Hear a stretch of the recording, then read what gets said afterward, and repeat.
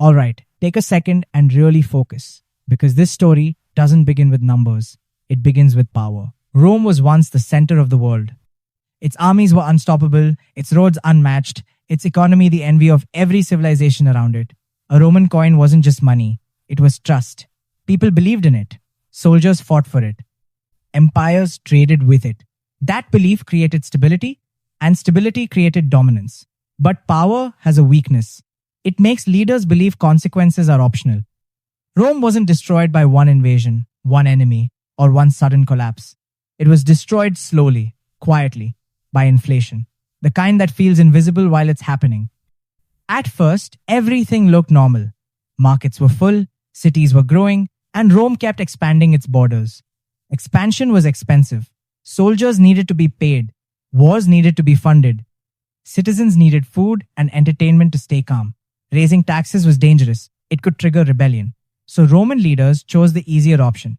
They reduced the silver content in their coins. Just slightly.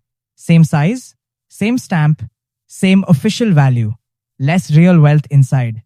And because the change was gradual, people didn't panic. That's the trick inflation always uses. It doesn't shock you. It slowly trains you to accept less.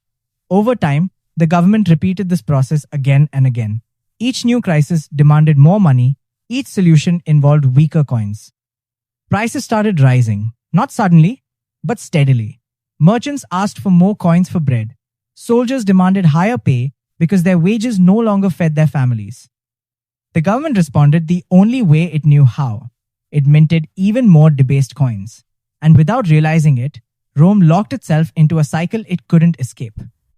Inflation created higher costs required more money, and more money made inflation worse. Now pause for a moment and really think about this pattern. Does it sound ancient or does it sound familiar? Because Rome believed it could manipulate money forever without consequences. As trust in currency declined, behavior changed. People stopped saving. Why save money that loses value? Trade slowed. Barter returned. Gold and land became more important than coins. Wealth concentrated in the hands of elites who owned real assets, while ordinary citizens fell behind. Inflation didn't just damage Rome's economy, it reshaped society itself. Social tension increased. Corruption became normal. Loyalty to the empire weakened. When money stops working, systems stop working. Soldiers who once fought for Rome's glory now questioned their loyalty.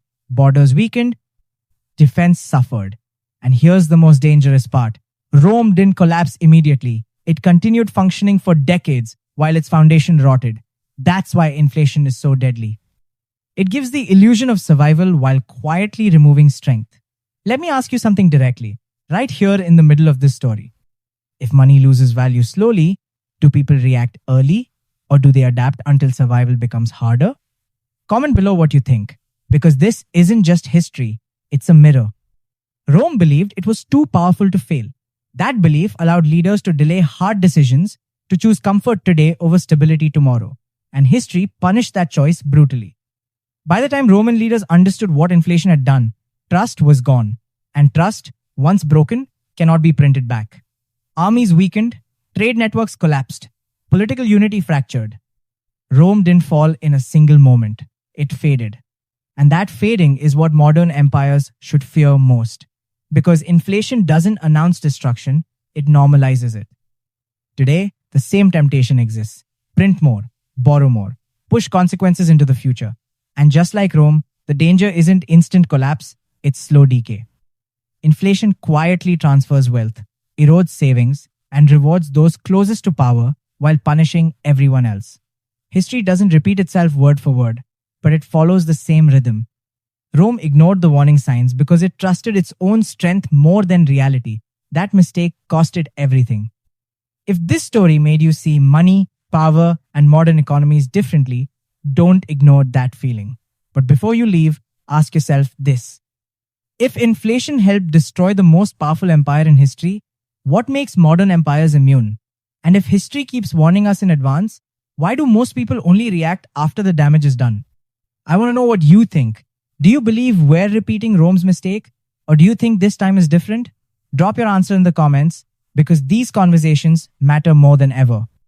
And if you want to understand how power, money, and history connect before the consequences become unavoidable, subscribe to the channel because the next videos will help you see what most people miss until it's too late.